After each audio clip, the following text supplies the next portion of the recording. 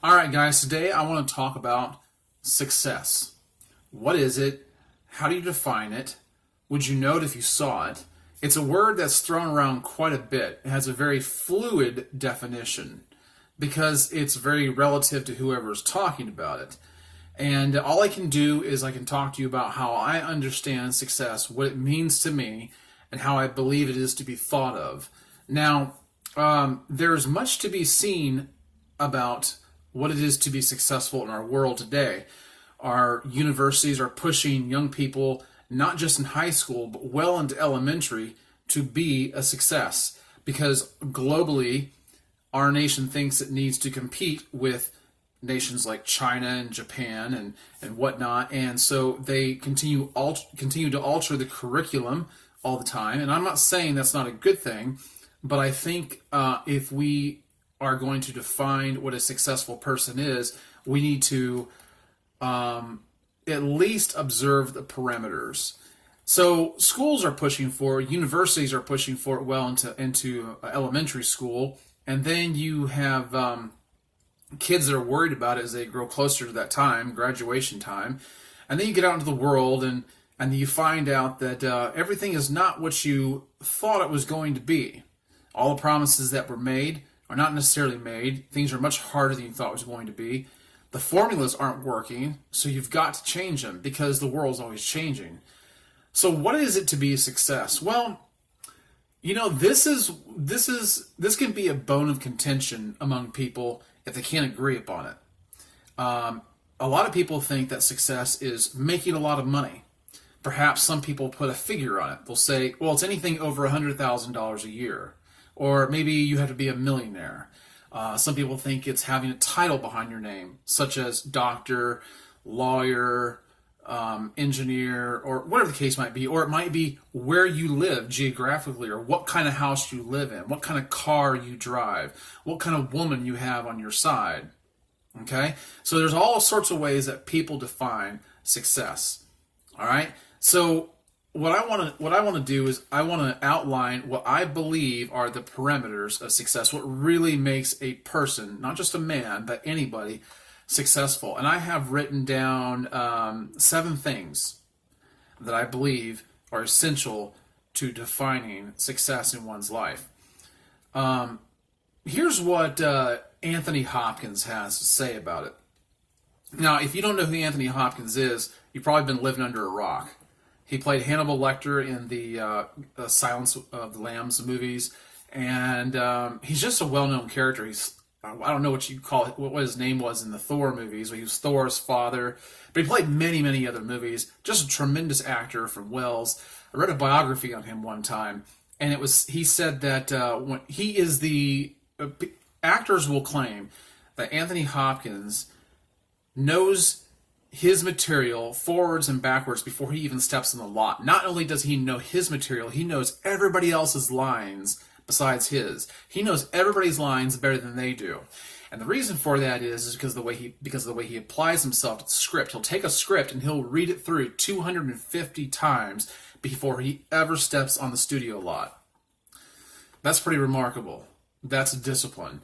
But I really admire Anthony Hopkins, but he has not had a terrific life. He's not had a life that was gilt-edged. He has had a lot of ups and downs like many people has. He's been divorced maybe a couple times over, at least once that I know of for sure. And he has dealt with alcoholism for a good part of his life. But he's not that. He's not an alcoholic anymore. He's also an accomplished pianist, which I like about him. You can find him on Instagram a lot of times playing the piano, and he's very good at it. But Anthony Hopkins has experienced success by some definition. And here's what he has to say about success. I think you might find this interesting. And he was commenting in this interview, and I can't remember where he was being interviewed, but he was commenting on how unfulfilling success alone is. Okay, because it can be overrated. You've got to be careful because there's so much material out there, so many videos you can watch that are defining what success is for you, and that may not be what it is for you. But here's what he has to say about it. He says, if you chase the money, it's not going to work. And if you chase success, it's not going to work. And in a separate interview, he continued to say, I meet young people and they want to act and they want to be famous. And I tell them, when you get to the top of the tree, there's nothing up there. Most of this is nonsense. Most of this is a lie. Accept life as it is. Just be grateful to be alive. That's what Anthony Hopkins had to say, and I think there are some brilliant components to a formula for success, if you want to call it that, in what he said. You see, so many people clamor up the ladder to try to get to where they're going, only to find out that it's not everything they thought it was going to be. I've known people who've worked so hard to get to a certain point in life because they thought that's what would make them at the top of the tier in their field or in their world or in the minds of the people around them, only to find out that it's not as spectacular and the view is not as wonderful as they thought it was going to be. In fact, it was actually much more normal than they expected, and that's not what they wanted. They wanted an inflated sense of living and an inflated sense of materialism. And they had it to some degree, but it was more normal than they thought it was going to be. Take for example, Olympic athletes. Olympic athletes know this acutely. It's on more than a few occasions that you will hear a gold medalist Olympian talk about how difficult life was to adjust to after their success. They've trained, and they've worked so hard at it, only to get what they wanted and then not know how to deal with life afterwards, because you can't always live life at that level. Okay? So it can be kind of a letdown to actually fulfill your dream and your ideal of success. Okay? Some people say, what's worse than being unsuccessful? Well, sometimes it's being successful. Depends on what your mindset is going into it, what you believe about success, and that makes all the difference in the world. Now, understand something, that not everybody is dealt the same cards in life. I oftentimes hear in videos and read in books that everyone should be a millionaire, or everyone can be, or everyone should be by a certain age, or if you want a woman to love you and appreciate you and you want that trophy wife, whatever the case might be, that you have to be this alpha male, and that is the picture of success in a lot of men's minds. Well, not everyone is dealt the same cards in life. Not everyone is supposed to be a millionaire. Not everyone is supposed to behave, look, or produce in the same way. You see, everyone's been given something different in life, and everyone is given something. Mark my words, everyone is given something. God created you as a special being, as a special person, and He has equipped you and given you certain things in life. He's giving you gifts, and you may not even be aware of them. You may not know what they are. But possibly, at the end of this video, if you apply what I'm talking about, you might be able to find out what those things are. This will probably help you. So understand that not everyone is dealt the same cards. Not everyone is supposed to achieve the same thing or achieve success at the same level or in the same way. It's not always going to look the same. So here's what I believe remains in a person who's successful. Here's what I think is really the essential ingredients in a person who is successful or who wants to be successful. And these are the things that one really needs to work at. Now, I don't make a ton of money. I wouldn't even say I make decent money, okay, where I'm at. I'm not poor, I'm not rich, I'm somewhere in the middle. But someone look at me and say, well, that's you're not very successful. You're not at the top of the tier in your corporate environment. Well, no, I'm not. But would I consider myself a success? Yes. And have I achieved all the things I'm going to talk about? No, but I do work on them. Here they are. Here are the 7 things that I believe are essential to success. The first one is that one must remain teachable. If you are not teachable, you will go nowhere. You will stagnate. You will just be spinning your wheels in the sand, and you'll blame everyone else for your lack of success. You will not understand why you have not been given the things you felt entitled to. See, the problem with a person who's not teachable is they have an attitude problem. They have an attitude problem that things are supposed to just go their way, or they can keep doing the things that they want to do. They don't have to change anything, and they are their own worst enemy. So that's the first one. The second one, these are not necessarily in any given order. These are the things I just wrote down. The second one is a successful person, I believe, is a humble person. I have known people who are at the top of their game by the world's definition and yet are not humble people. And I'm sorry, but I do not think that that is a successful person. Because it is the person who is successful or not successful on the inside, not on the outside. You can accumulate all the wealth you want. You can accumulate all the titles and the degrees you want. But if you're not humble, you don't have any integrity. And you don't even realize your place in this world. You know, one of the things I have to tell my kids sometimes is you have to remember your role. You have to remember your place. You're never as big as you think you are, and you're probably not as small as you think you are. You're very important, and at the same time, you're not as important as you think you are. But you have to remain humble.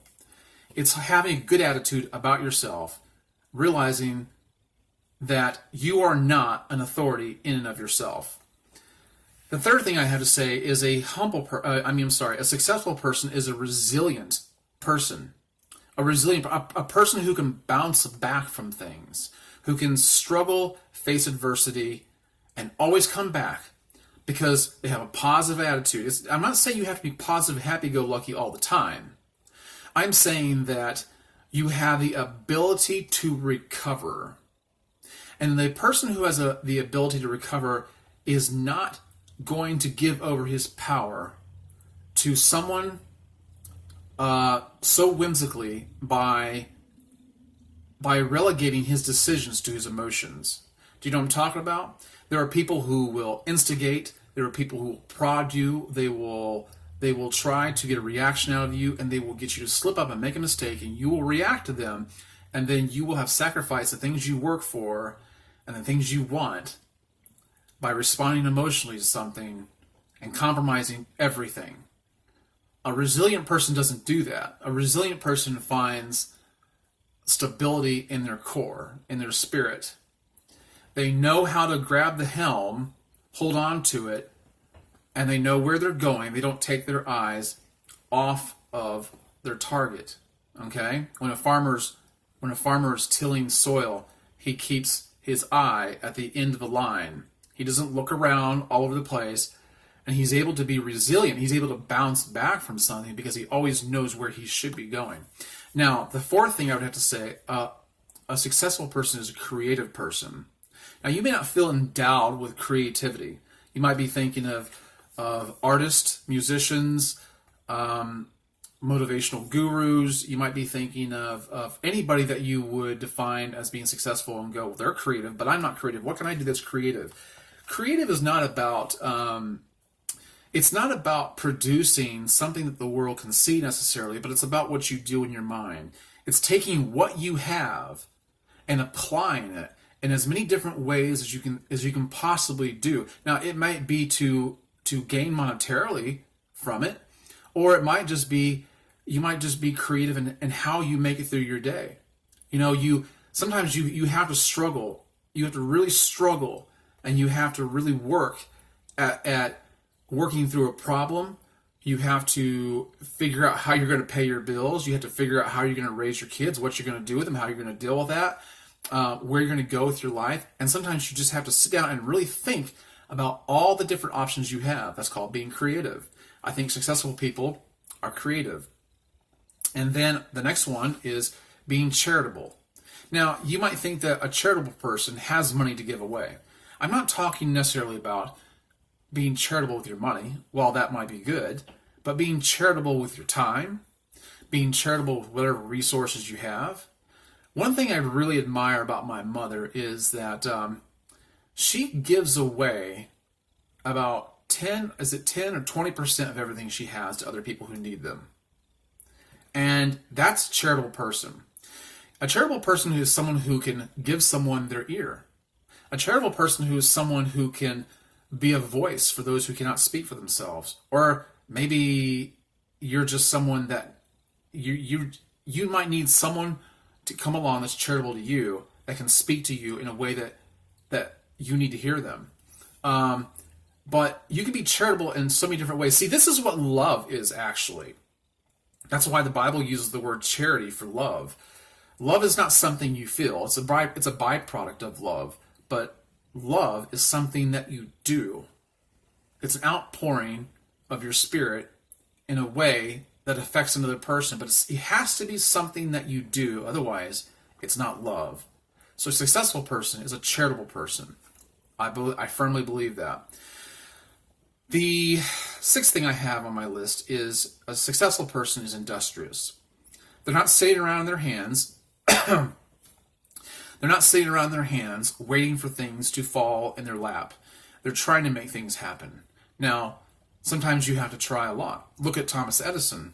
He tried tens of thousands of times to make a light bulb work. And he was more often unsuccessful in doing that than he was successful. And he just kept trying and trying. A successful person is industrious. They will put their hand and their nose to the wheel, and they will keep doing it until they find a way that something works for them. Now, the last thing I have to say about being successful is, and this might be the most important thing, I think that to be successful in this world, above all else, one has to be thankful. Absolutely thankful. If you're not thankful, then you really don't have anything. And I think that this is why I think it's the most important component of all things, is because I think more people are successful than they realize. And if one would just take stock of how good life has actually been to them, they would realize that they've actually had what they wanted all along. Here's a good story to exemplify what I'm talking about, in a sense. In the Bible, there's what they call the parable of the talents that Jesus spoke about. And he was talking about, there was a man traveling to a far country, and he had 3 servants, and he gave each of his 3 servants talents to do something with. He gave one 5 talents, another 2, and another 1. He went to the far country, came back, and he asked them what they did with their talents. And the first one said, he says, "Lord, I know you've, I've taken the 5 talents you give me. I have made 5 more besides." He says, "Well done." He says, "Well done, thou good and faithful servant." And then he said to the one who he had given 2 talents to, he says, "What have you done with the talents I've given you?" He says, "Well, I took them and I have gotten 2 more talents with them besides." He says, "Well done, thou good and faithful servant." And he asked the last one who he had given 1 talent to, and that servant said, "Well, I knew you reaped where you did not sow, and he said something else to that effect. But what he did was he took the talent and he buried it. He did nothing with it. Okay, and all that the Lord said to him was, he basically just chastised him. I don't want you to miss my point here. I want you to understand that everyone's been given something different. Did you see that in the parable? Everyone was given something different. One was given 5, the other was given 2, the other was given 1. It matters not what you've been given. It matters what you've done with what you've been given. Okay? That's what matters.